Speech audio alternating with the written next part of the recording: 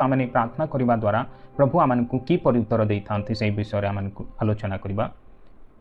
प्रभु जीशु आमको प्रतिज्ञा करियछंती जे प्रार्थना कर ताहले तुम मानकर समस्त प्रार्थना शुणा जितेबाला आम प्रार्थना करूँ से प्रभु जीशु ख्रीष्ट व ईश्वर आमको विभिन्न माध्यम आमको उत्तर दे था।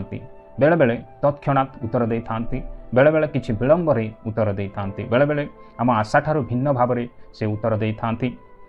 आम आशा भावना उत्तम भाव से विभिन्न माध्यम से आमकर प्रार्थना को उत्तर दे था।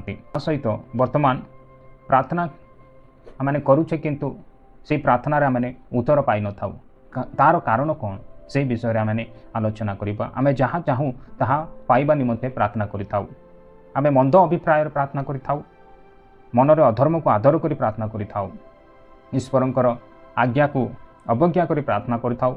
आम मानकर आत्मा क्षमाशील न होता है, आमकर विश्वास अभाव रही था, आम गृह अशांति थाए। यही विभिन्न विषय आमकर दुर्बलता थाए जो द्वारा आमकर प्रार्थना केबे शुणा जाई न थाए। आमने देखुचे कि जीशु ख्रीष्ट ही आमकर प्रार्थनार आदर्श अटे।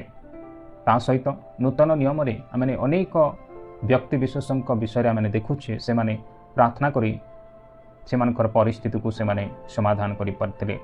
हाना विषय आम देखुचे, पाउलों विषय मैंने देखुचे, पीतरों विषय मैंने देखुचे, सेपरि कर्नेलियों विषय मैंने देखुचे। यही सब व्यक्ति मैंने से ईश्वरों निकट में प्रार्थना करी अनेक उत्तर से पाई। प्रभु आमको यही छोट वाक्य समस्त को आशीर्वाद